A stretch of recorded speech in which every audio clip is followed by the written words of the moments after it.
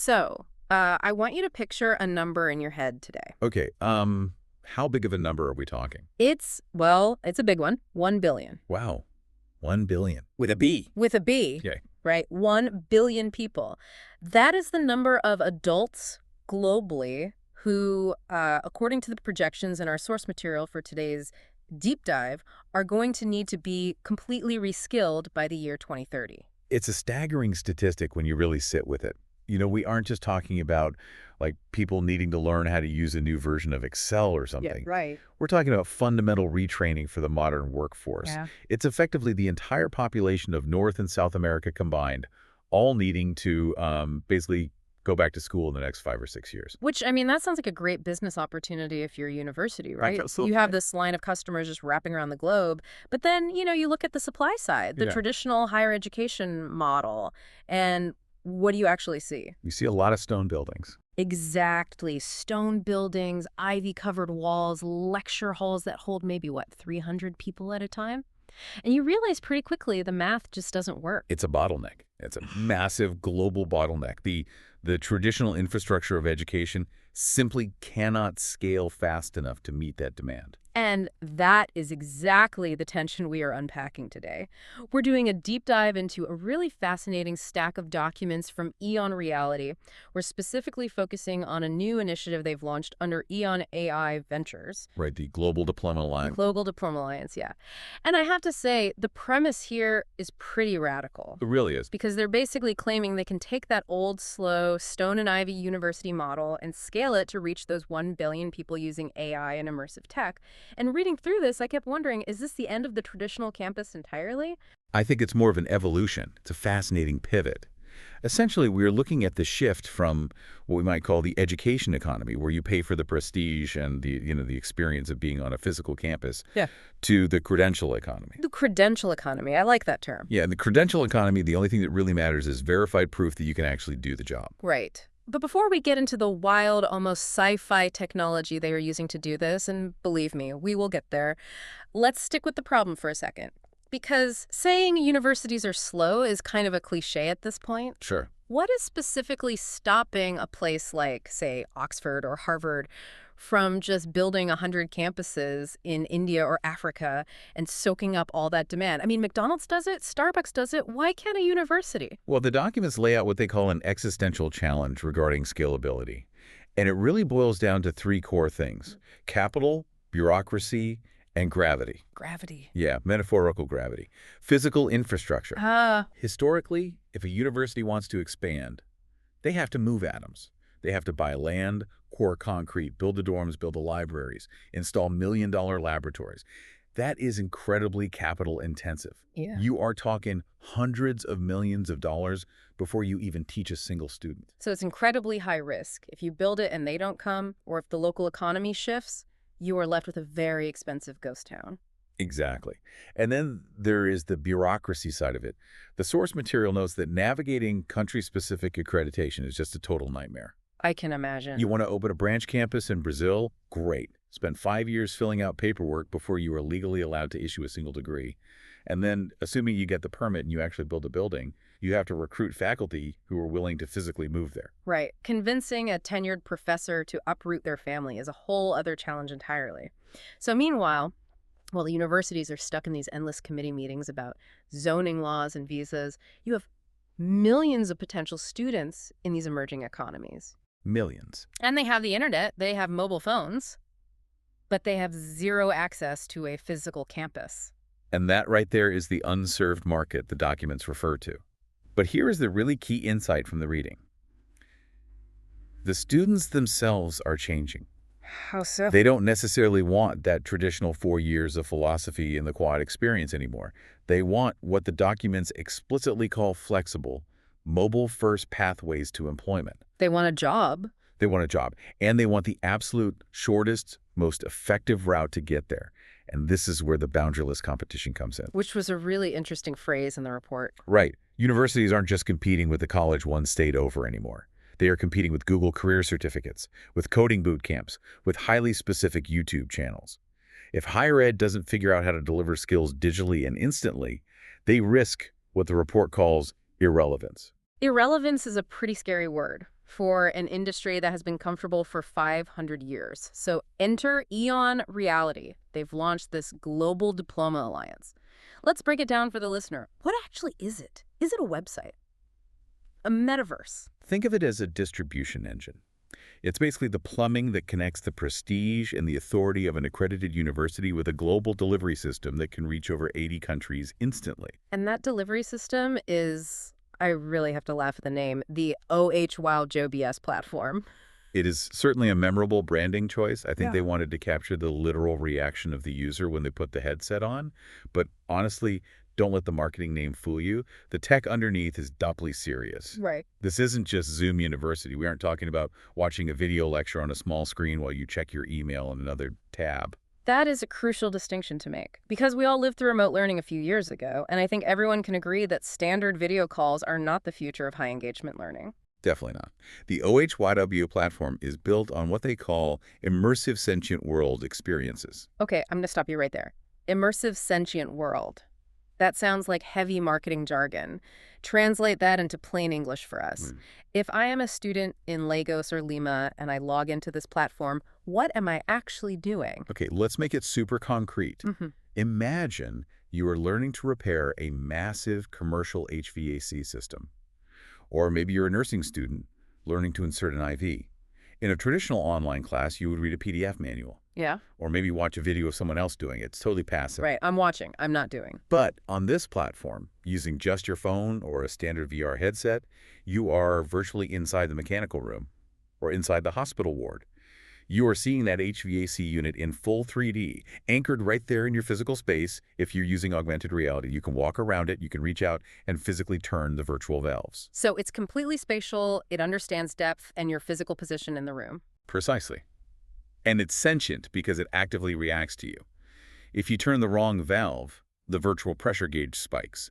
If you forget to turn off the electrical breaker first, you get a virtual shock, or the whole system fails. You are learning by doing, not by reading about doing. And the mobile first part of this really stood out to me because usually this kind of heavy 3D simulation requires a $3,000 gaming PC with a massive graphics card. And that is the massive breakthrough here. EON has optimized this entire experience to run on the device that almost everyone already has in their pocket. The smartphone. Yes.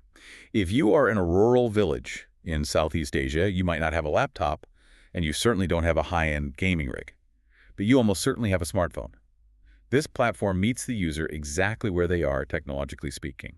Okay, so I totally get the student experience now. It's essentially a high-fidelity simulator that gets you a job. But let's look at the university side of the equation, because the promise here is that a major university in, say, Chicago, can issue a real diploma to that kid in the village based on their performance in the app. Yes, that is what they call diploma authority. The university provides the ultimate seal of approval. They verify the credential. But I have to push back on this a bit.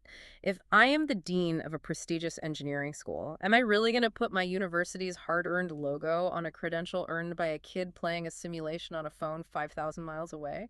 How do I actually know they learned anything? How do I know it's not just a game they memorized? That is the billion-dollar question. And honestly, it brings us to the most technical and probably the most important part of these documents, the AI. Right, the AI mentor. Exactly. EON AI Ventures makes a really aggressive distinction in their documentation here. They talk about generic AI versus precision AI. With generic AI being things like standard ChatGPT or Gemini. Right. Look, we all love large language models. They can write poetry, they can summarize your emails, they can give you a pretty good recipe for lasagna. Sure. But as the documents explicitly point out, they have an accuracy rate that tops out around maybe 80%.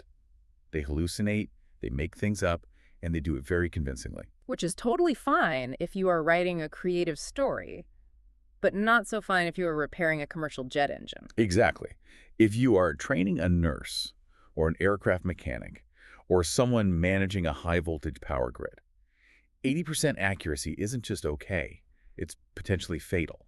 You cannot have an AI tutor telling a student to cut the blue wire when they should cut the red one just because the language model got a little confused. So how does EO actually claim to solve this hallucination problem? Because practically everyone in Silicon Valley is trying to solve that right now. They use what they call spatial AI, combined with a highly restricted closed knowledge base. This is really the secret sauce of the whole platform. Yeah. The AI isn't just pulling from the entire open internet where it might find bad information or Reddit threads. It is entirely restricted to the specific, verified technical data of that exact machinery or that specific medical procedure. Okay, so it's basically working from a verified, lockdown textbook. Yes, but it goes much further than that because it's spatial. Because the system physically knows where you are looking and what object you are touching in the simulation, it creates context-aware guidance. Meaning what, exactly? How does that look in practice? Meaning the AI literally sees what you see. If you are holding a virtual wrench near the intake valve of an engine, the AI knows that exact physical context. It won't give you advice about the exhaust pipe on the other side of the room. It narrows down the possibilities based on your spatial location, which drastically reduces the chance of any error. So it's not just guessing based on text prompts. It knows, oh, the student is holding the wrench near the intake valve, and it gives advice specific to that exact micro moment. Exactly. They call it 100% precision. The system validates your competency in real time. It doesn't just check if you answered C on a multiple-choice quiz at the end of a module. It actively watches you perform the task in the simulation. Wow. Did you follow the safety protocol? Did you execute the steps in the exact right order? Did you react correctly when the pressure suddenly spiked?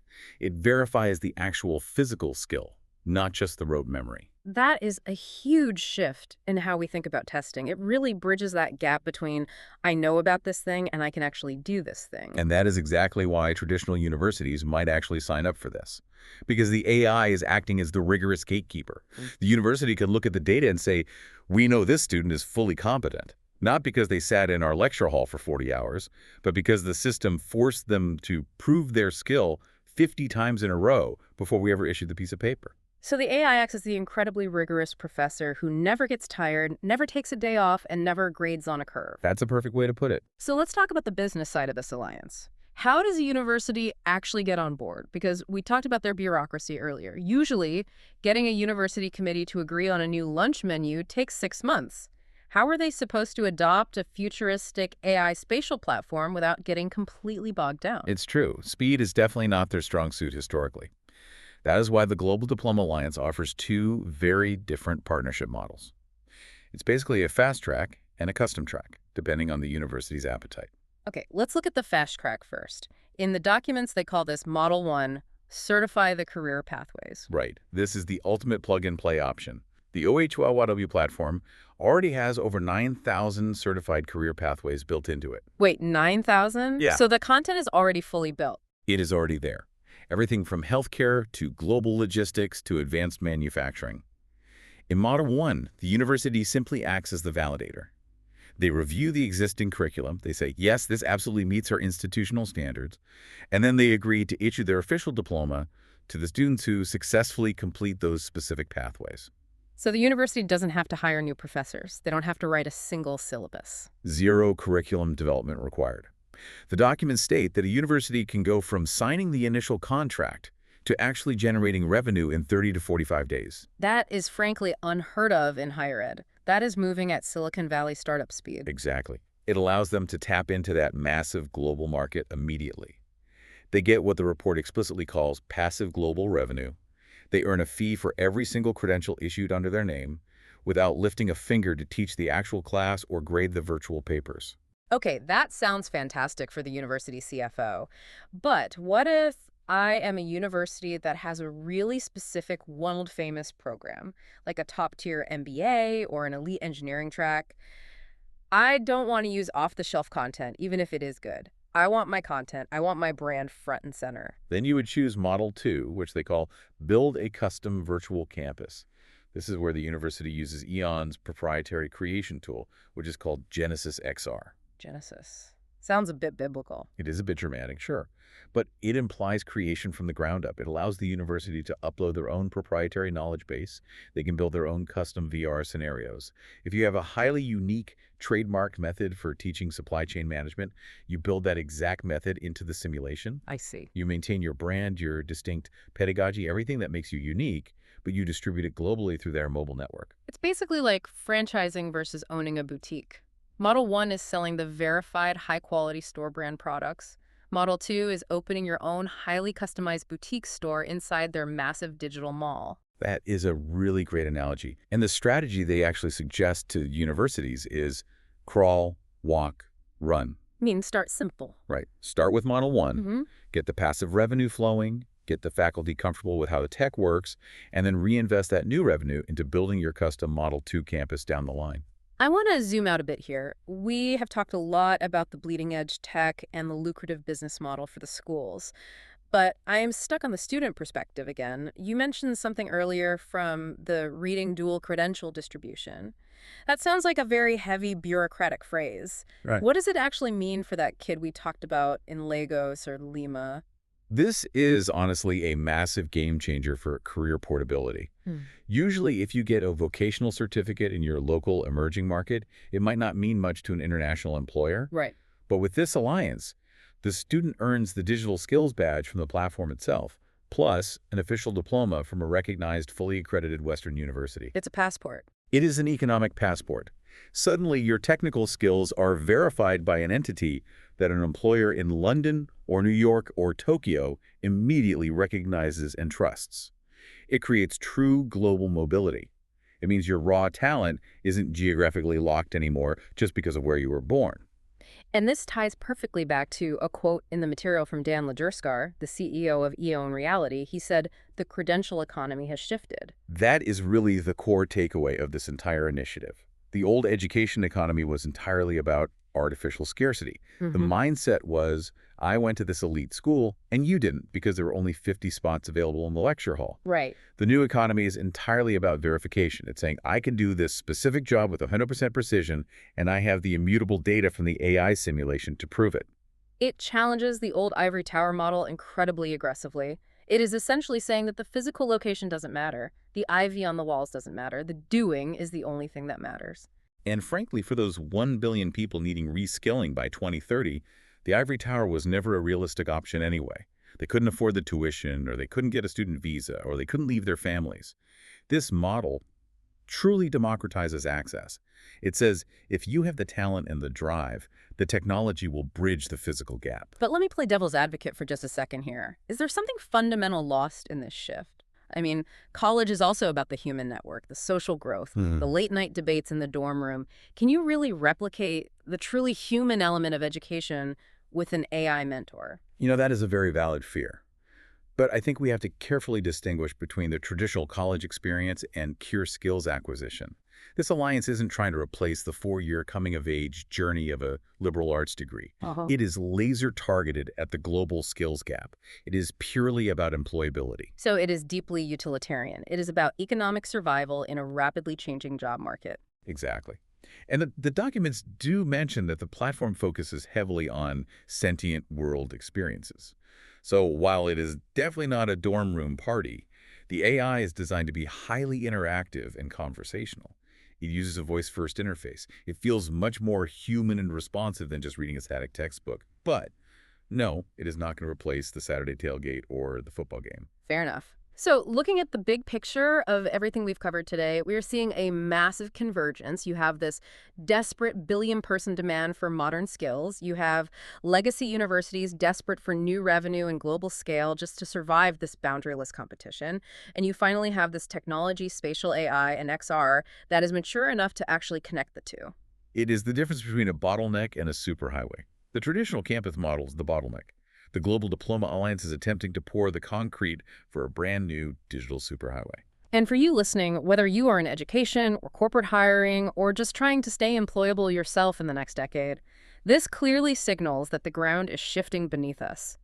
The defining question is no longer where did you go to school, but what can you unequivocally prove you can do? And more importantly, can you do it right now with absolute precision? Exactly. So here's the thought I really want to leave you with today. We all grew up believing that going to college fundamentally meant packing a suitcase and driving to a physical campus. But if a university can exist entirely on a smartphone, and if a spatial AI can mentor you with more precision than a tired teaching assistant, and if you can earn a world-class accredited credential from your living room in any country on Earth, Right. what does the word campus even mean in 2030? If verified skills completely replace the prestige of the physical location, does the social networking aspect of traditional college just become a luxury good that only the ultra-wealthy buy, while everyone else just buys the raw skills? That is the exact question that will define the next decade of global education. Thanks for taking this deep dive with us today. We'll see you on the next one.